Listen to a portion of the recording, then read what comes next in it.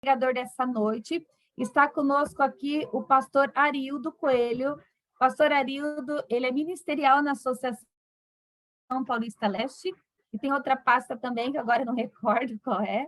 Mas, pastor, Deus abençoe muito o Senhor, possa estar sempre guiando no seu ministério, derramando uma chuva de bênçãos sobre sua família. Sinta-se em nossas casas, viu, pastor Arildo? A Vila Formosa é a igreja mais formosa que existe, viu? Obrigado, Mariane. É bom estar aqui, ver a sua presença. Eu me sinto em casa, que a Mariane trabalha com a gente lá na associação. E o pastor Álvaro também é muito querido. Nós apreciamos muito o trabalho do pastor Álvaro, né? Que tem muita experiência e um pastor que tem nos dado muita segurança e alegria. E sempre bom voltar também à Vila Formosa, né? A gente se sente muito à vontade aqui com vocês. Estive lá umas 3 vezes nesses 2 anos que estou aqui. Creio que não estivemos mais por conta da pandemia, né? Mas agora, aqui nos encontrando aí pelo Zoom para esta série bastante especial. Estamos hoje aqui designados para falar sobre um dos profetas menores, cujo livro tem 3 capítulos, é o livro de Abacuque. E eu queria começar falando alguns pontos interessantes e curiosos sobre o livro de Abacuque. Em primeiro lugar, né, ele é um dos 3 livros em que aparece o título profeta. Isso a gente encontra em Abacuque, logo no início fala que ele é um profeta. Nós encontramos esse termo também no livro de Ageu, logo no seu início, e no livro de Zacarias também. Somente esses 3 falam isso. Isso é interessante, né? O nome do autor, né? Ele não aparece em nenhuma outra parte da Bíblia. Abacuque é a única menção deste nome em toda a Escritura Sagrada. Interessante a gente ver também o contexto histórico. Abacuque foi contemporâneo do profeta Naum. Viveu um pouco depois de Isaías. Isaías viveu no tempo de Ezequias. Ezequias teve como filho Manassés, certo? E agora, de Manassés, já alcançou o período de Abacuque. E seguiu por Manassés, por Amon, filho dele, que reinou apenas 2 anos. Foi um reino muito curtinho. E, diferentemente do seu pai, por ter se arrependido nos últimos dias de sua vida, este Amon, ele viveu uma vida ímpia em todo o período do seu reinado, e foi muito curto, e ele foi então assassinado, interrompendo assim a continuidade do seu reino. Seu filho Josias teve um reinado muito positivo, fez reformas muito significativas, e Abacuque pegou mais ou menos o primeiro período então de Josias. Acredita-se que ele escreveu o seu livro mais ou menos no ano 630 a.C. Ou seja, só para você se situar aí, né, seria algo mais ou menos em torno de 33 anos antes da invasão babilônica. Interessante é que ele, como Isaías também, ele fala da invasão babilônica, certo? Ele menciona a invasão babilônica. E ele falou isso 33 anos antes daquela invasão que foi a definitiva, em 597 a.C., quando Judá caiu completamente sob o domínio de Babilônia. Evento este que foi previsto na profecia de Abacuque, como vamos ver aqui neste estudo. O começo do livro aparece o termo sentença.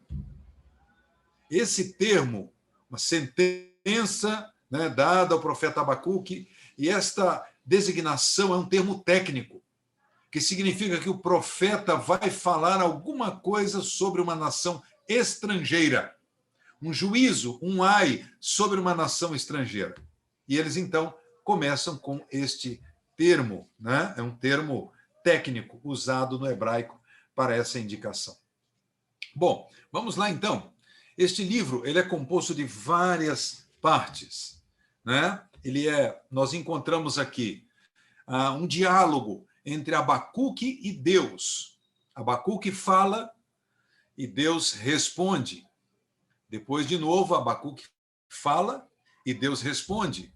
E ainda uma terceira vez, Abacuque agora dá o seu feedback, dá o seu retorno e Deus novamente responde. E Abacuque termina com as últimas palavras que vamos ver no estudo desta noite. Interessante assim, e que me chama a atenção, é a presença de textos como esse de Abacuque. Vejam, aqui, pode abrir a sua Bíblia aí neste livro e vamos sentir um pouquinho deste clima, daquilo que Abacuque realmente está dizendo aqui. Vamos ler aí os versos do capítulo 1, versos de 2 até o 4. Por favor, me acompanhe nesta leitura. E diz aqui, então, até quando, Senhor, clamarei eu e tu não me escutarás? Gritar-te-ei violência e não salvará? Por que me mostras a iniquidade e me fazes ver a opressão? Pois a destruição e a violência estão diante de mim.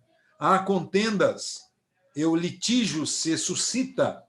Por esta causa, a lei se afrouxa e a justiça nunca se manifesta, porque o perverso cerca o justo, a justiça é torcida. Bom, é um lamento, na verdade. Ele está aqui lamentando não para um ser humano, mas está lamentando para o próprio Deus. E a situação em que ele estava vivendo ali, a situação em Judá, que o texto se refere a Judá, né, os eruditos chegam a esta clara conclusão, é uma lamentação sobre o seu próprio país. Abacuque vivia em tempos difíceis. Eu acho que a gente pode ver muitas semelhanças com o que existe hoje em nosso país.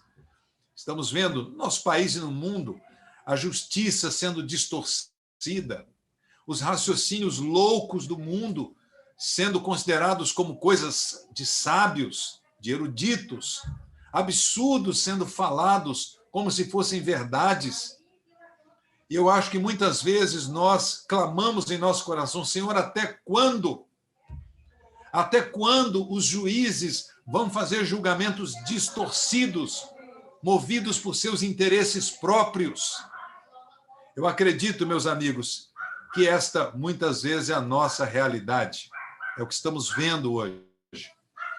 Mas Isaías, ao invés de fazer protestos, ao invés de criar agora um grande movimento político, Abacuque reclama ao próprio Deus. Ele clama a Deus, pedindo que Deus possa intervir na sua situação. Temos aqui uma intervenção aqui, imprevista. Desculpe. Abacuque vai até Deus e, de forma clara, ele faz esse lamento. O lamento está presente na Bíblia. Por exemplo, o livro de Lamentações. É um livro em que Jeremias coloca ali suas queixas.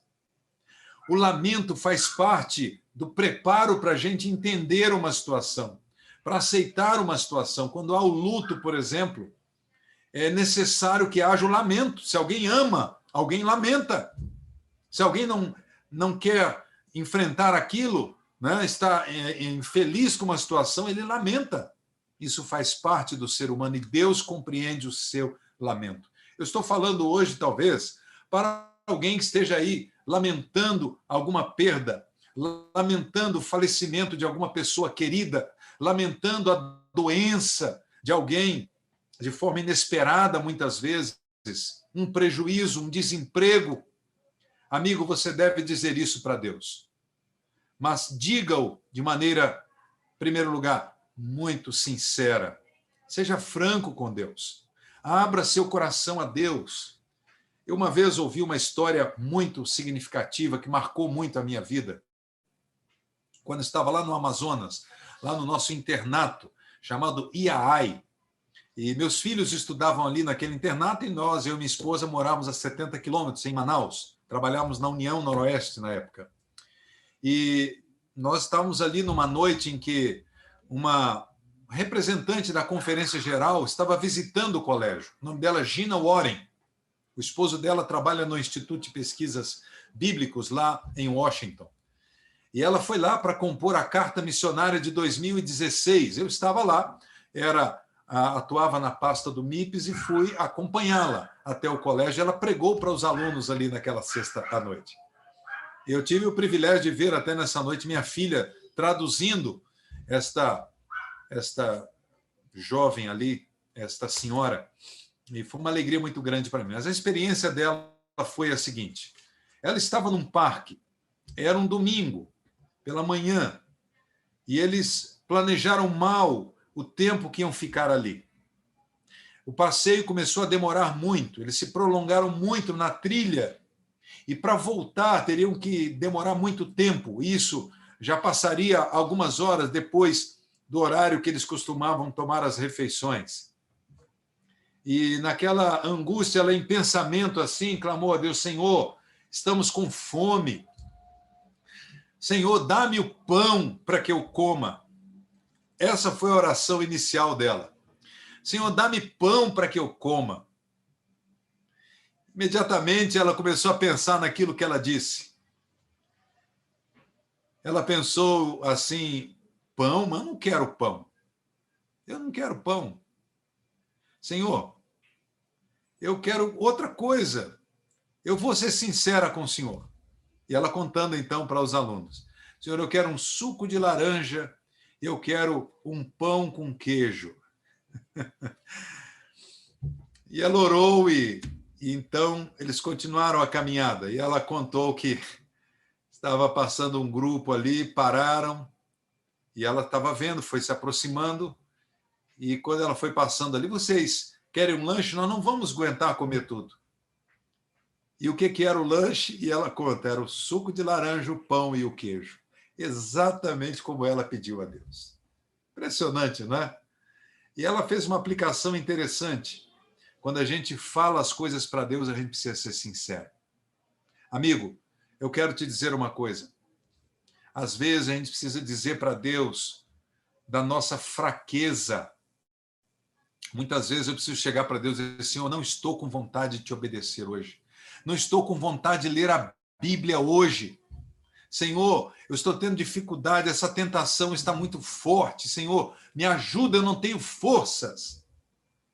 É esse tipo de diálogo que Deus precisa ter comigo e com você. E nós podemos dar essa abertura, permitir que Deus possa fazer isto. O Senhor habita com o contrito e com o humilde de coração. Se você e eu abrirmos nosso coração a Deus, certamente Ele encontrará um caminho aberto para entrar e fazer completamente a sua vontade em nossa vida. Deus vem em resposta à oração sincera de Abacuque. Ele, recapitulando, disse: Senhor, o povo está em pecado, Senhor. Tu não fazes nada. Tu vais deixar a violência crescer, é o teu povo. E Deus, então, agora vem com a resposta. O verso 6 é interessante, eu queria partilhá-lo aqui com vocês. Está aqui a resposta de Deus a ele. Pois eis que suscita os caldeus, nação amarga e impetuosa, que marcham pela largura da terra, para apoderar-se da moradia que não são suas. Na resposta de Deus, semelhante ao que disse Isaías, os caldeus ou os babilônicos, são o mesmo grupo, viriam para punir Israel pelos seus pecados. Vocês lembram do pacto? Nós estamos estudando isso na lição deste trimestre. Aqueles que estão estudando a lição, creio que você está, certamente estão vendo as condições do pacto. E Deus não quer que eu obedeça para ter bênçãos, Ele quer que eu obedeça porque eu já recebi a bênção, porque já fui salvo. E quando eu deixo de reconhecer isto, o pacto também traz consigo maldições, e uma delas, é a mais grave, era ser levado para o cativeiro. Deus dá uma resposta bem simples e direta a Abacuque. Mas parece que o profeta não suporta muito. E essa resposta clara e direta de Deus, que muitas vezes a gente tem dificuldade de entender, né? Às vezes a gente não quer ouvir, a gente só quer falar. E um passo importante aqui na questão do lamento é saiba ouvir a Deus. Saiba ouvir a Deus. Meu amigo, uma vez que você foi sincero com Deus, uma vez que você falou a verdade com Ele, abriu o seu coração, lamentou, suplicou, confessou, agora o próximo passo, saiba ouvir o que Deus tem a te dizer. Às vezes o que Deus vai dizer ou revelar para você não vai te agradar. Às vezes Deus vai dizer algo que você não quer admitir. Seja humilde nesta hora. Ouça o que Deus tem a dizer. Aceite o que Deus tem a dizer. E continuando, a gente vai ver por que isso é importante. E então agora a resposta clara de Deus suscita um outro questionamento em Abacuque. Ele, mais uma vez, é sincero diante de Deus. E ele agora questiona, Senhor, vejam aqui, um exemplo disso está aí no verso 13. Tu és tão puro de olhos que não podes ver o mal e a opressão não podes contemplar. Por que, pois, toleras os que procedem perfidamente e te calas quando o perverso devora aquele que é mais justo do que ele? Do que Abacuque está falando aqui? Senhor, tem um outro problema. O Senhor quer punir a nossa nação, mas vai punir com uma nação mais injusta do que a nossa. Os babilônios são arrogantes. Abacuque conhecia um pouco da fama dos babilônicos, mas ele agora está questionando as atitudes de Deus. Senhor, o Senhor está errado. Quantas vezes fazemos isso também? Né? E Deus está aqui utilizando um recurso que não é muito fácil alguém aceitar. Uma nação pior do que eles vir para puni-los? Que justiça é essa? Amigos, às vezes Deus permite esse tipo de coisas, esse estado de coisas na minha e na sua vida. Sabe? Até as maldições de Deus, as aparentes maldições, são bênçãos. Olha o que Deus disse lá quando houve o pecado. Você agora vai comer também a verdura, capítulo 3, verso 18 de Gênesis. Você agora vai comer a verdura, a erva do campo, as verduras, e agora no suor do teu rosto comerás o teu pão. Parece uma maldição, e é. Mas isso também tem bênçãos aí por trás. Deus está aqui liberando a dieta do homem, as verduras, salsinha, coentros, alface, couve. Como são gostosas essas verduras. Aquilo que era uma aparente maldição é uma bênção também. Deus está dizendo, no suor do teu rosto comerás o teu pão. O que ele quer dizer aqui, irmãos? Você, para ter saúde, para ganhar o pão, vai ter que trabalhar e suar a camisa, fazer esforço, exercício físico. Isso vai ser uma bênção para você. Só quem é sedentário sabe o quão triste é para o corpo uma vida sedentária, o quanto a pessoa sofre. E com o passar do tempo, da idade, vai sofrendo mais e mais e mais. Eu também sou líder, viu, Mariana? Líder da área da saúde. Né? Não sei se você citou, terceira idade e saúde, e também ministerial. E tenho visto a importância nesses dias da gente ter um estilo de vida saudável. Deus deixou bênçãos, mesmo no cansaço. Até o cansaço é uma bênção. Queridos, muitas vezes a gente precisa de receber uma repreensão de Deus, mas é para o nosso bem. Quando eu trabalhava num campo aqui do Brasil, eu já rodei bastante, irmãos. Já passei por 6 uniões, essa é a 6ª que a gente está passando agora. E ali neste campo eu vi uma situação muito triste. Um ancião de igreja foi flagrado em adultério. E isso, da maneira como ele o fez, o contato com esta pessoa, muita gente ouviu esse contato por meios eletrônicos. E isso causou um constrangimento tremendo para ele. Essa pessoa me procurou como pastor. E ele veio envergonhado, me disse, pastor, eu estava há 3 anos nesta prática. Sou adventista há mais de 20 anos. E eu caí nesse fracasso. E eu, às vezes, tentava me livrar dele, mas estava aí, não conseguia, e, ao mesmo tempo, ia levando minha vida cristã. Mas, pastor, esse fato que aconteceu foi Deus me acordando, porque eu estava perdido. Eu precisava disto, dessa sacudida, para despertar e retomar minha vida e agora me consagrar completamente a Deus. Eu não quero essa vida, pastor. Eu quero mudar de vida. E eu reconheço que Deus permitiu esta falha minha, mas Deus permitiu que chegasse a esse ponto para que eu despertasse. Sim, queridos, muitas vezes Deus nos chama pela dor, pelo sofrimento, pela morte de alguém querido, por situações adversas na vida. Deus está falando através dessas situações. Mas não se esqueça, há amor por trás. Eu repreendo e disciplino aqueles a quem? Você pode completar aí, você sabe, a quem amo. Esse é o nosso Deus maravilhoso. E até mesmo uma nação ímpia, como os caldeus, eram um juízo necessário para despertar o povo de Deus para uma nova vida, para uma vida de consagração a Deus. Sim. Então, Deus agora responde mais uma vez a Abacuque. Desta vez, o Senhor mostra a Abacuque: há limites para o questionamento. Há limites. E você aqui, Abacuque, precisa aprender uma lição. Você precisa ter fé. Amigos, nós temos o direito de lamentar. Temos o direito de ser sinceros com Deus, de abrir o coração a Deus. E até de perguntar os porquês. Mas a nossa resposta a seguir precisa ser uma resposta de fé.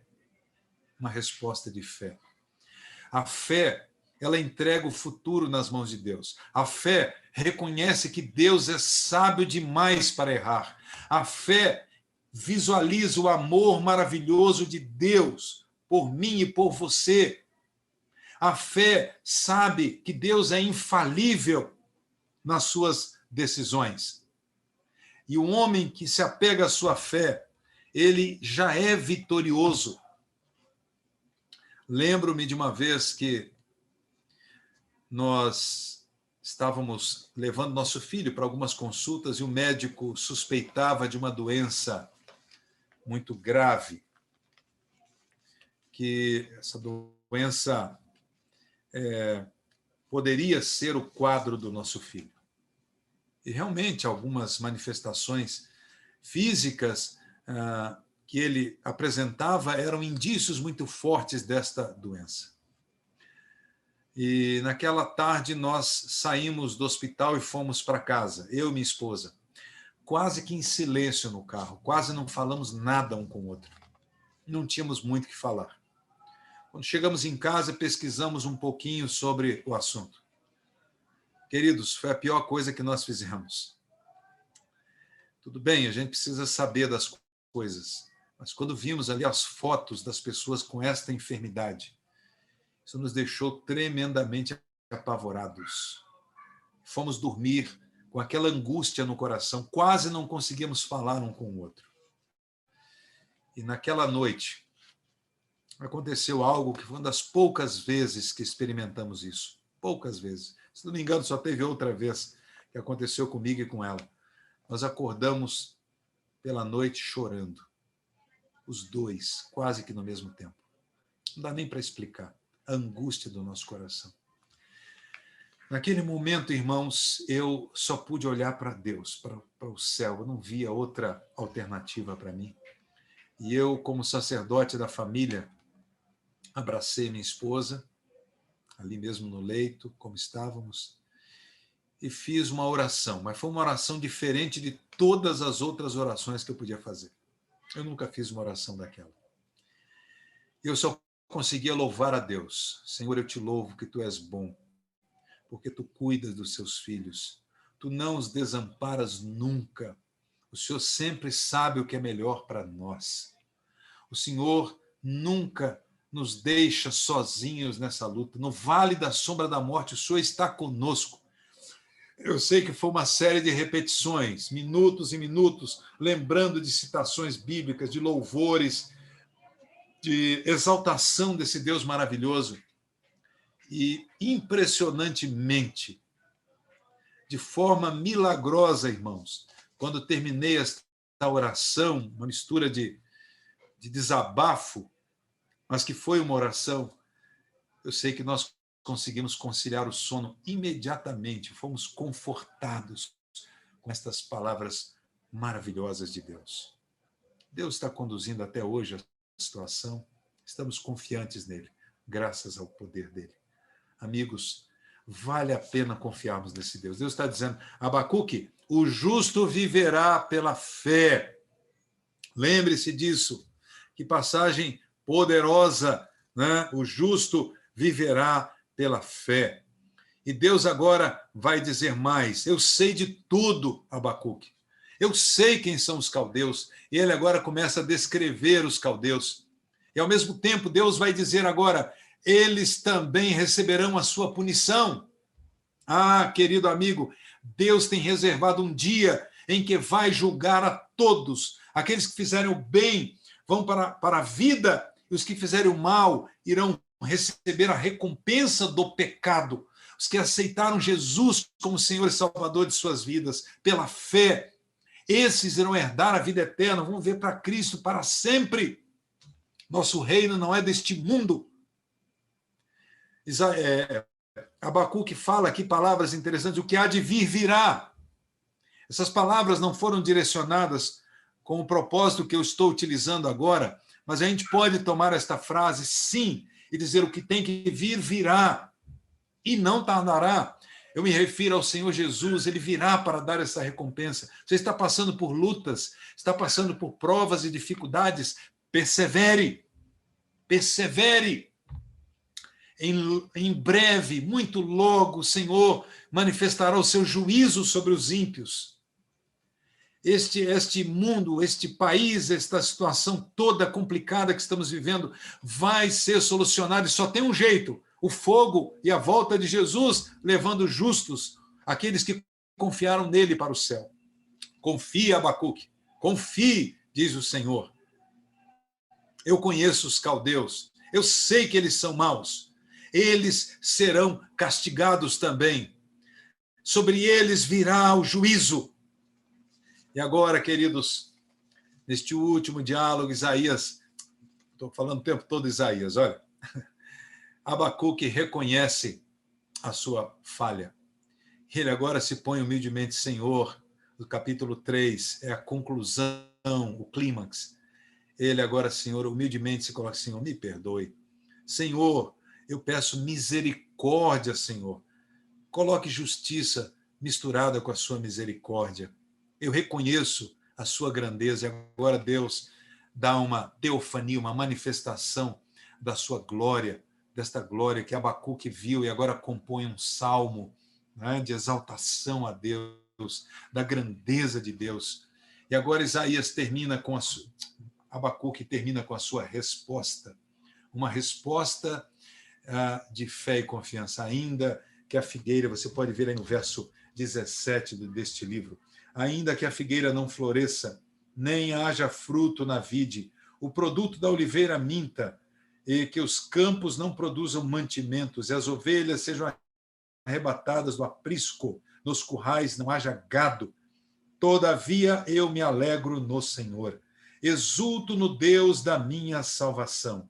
O Senhor Deus é a minha fortaleza, e faz os meus pés como os da corça, e me faz andar altaneiramente, ao mestre do canto para instrumentos de cordas. É um salmo aqui, mas que lindas palavras. Nós gostamos muito desta palavra, não é verdade? Deste texto, ainda que a figueira não floresça.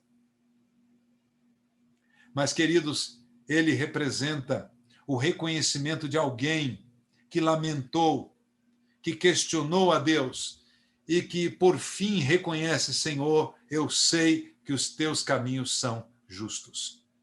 A conclusão de Abacuque é a conclusão de todo aquele servo fiel que confia em Deus e que busca, através da fé em Deus, ter a certeza da confiança plena de que esse Deus não falha, de que esse Deus é amor, e de que é justiça, e de que é misericórdia. O meu apelo nesta noite, amigo, para você, continue confiando em Deus, mesmo que não haja evidências de que as coisas estejam caminhando bem, mesmo que tudo pareça difícil, não deixe de confiar neste Deus. Segunda coisa, creia na salvação de Deus. Este livro é um apelo para a fé. O justo viverá pela fé. E este apelo é para mim e para você. Fé é andar com Deus, fé é seguir a Deus. O crer na Bíblia tem um sinônimo de seguir, é a vida do discípulo, do discipulado. É isto que Jesus espera de mim, de você. O discípulo é aquele que toma a sua cruz. Meu amigo, você já tomou a sua cruz, já aceitou a vida de sacrifícios depois de ser salvo por Cristo? Sim, é necessário que eu e você aceitemos esta luta que temos que enfrentar, mas a motivação já foi dada, é a salvação de Cristo. Isso nos alegra, isso nos dá esperança. Eu já fui salvo, eu já recebi a bênção, eu não vou obedecer para ter a bênção. Mas Abacuque também nos apela para que nós possamos nos arrepender de nossos pecados. Ah, queridos, há muita gente presunçosa que clama a bênção de Deus, mas que não aceitou a salvação de Deus na sua vida, que não quer levar a cruz de Cristo na sua vida. Arrogantes como os caldeus, presunçosos, que acham que estão bem. Deus tem falado de muitas maneiras. Eu espero que nenhum de nós esteja hoje brincando com o pecado. Dura coisa é quando fazemos isto. O povo de Judá estava aqui sofrendo porque escolheu condescender com o pecado. E Abacuque denunciou os pecados do povo. Deus, através da sua escritura, também quer mostrar a mim e a você nossos erros e quer desafiar a você e a mim. Meu amigo, abandone tudo isso. Porventura, tem você amado mais o mundo do que as coisas de Deus?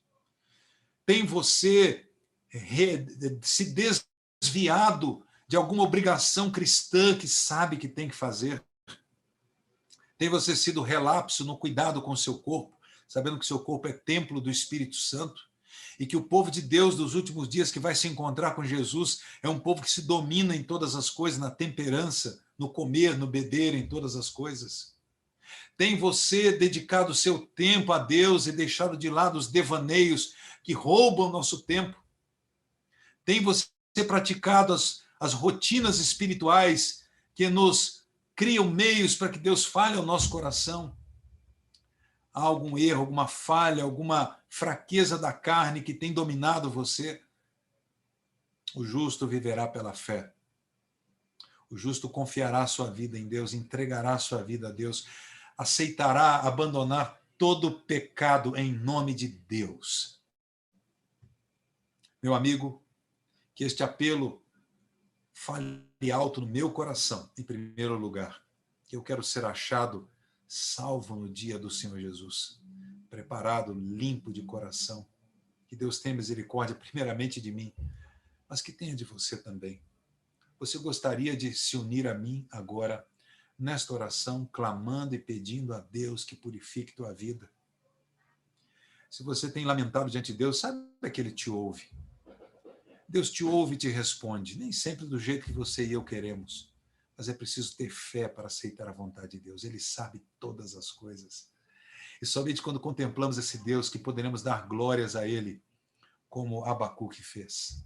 Dar glórias a esse Deus, exaltar o nome dEle e expressar a nossa confiança. Senhor, ainda que a figueira não floresça, ainda que a videira não dê o seu fruto, ainda que os campos não produzam mantimento, Senhor, ainda que no curral não haja gado, ainda assim, todavia, eu confiarei, eu me alegro no Senhor e exulto no Deus da minha salvação.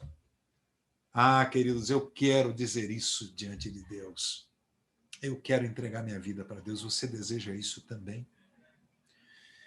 Para você que talvez não seja batizado ainda, esteja nos ouvindo, você não quer entregar sua vida a Jesus, tomar essa decisão, ser batizado, procure o amigo seu aí da igreja, fale para ele desse seu desejo, tome essa decisão agora, não deixe para depois. O juízo virá sobre os ímpios, certamente. E você que já é membro dessa igreja, não quer hoje aceitar o Senhor Jesus, entregar sua vida a Ele, renovar seus votos, renovar sua entrega, Ele hoje te espera, Ele te chama, Ele te ama. Vamos orar. Pai, quero entregar em tuas mãos teus filhos. O Senhor fez um apelo para eles, para uma entrega da vida a ti, para a renúncia do pecado, para aceitar a cruz de Cristo, para ser uma testemunha deste evangelho.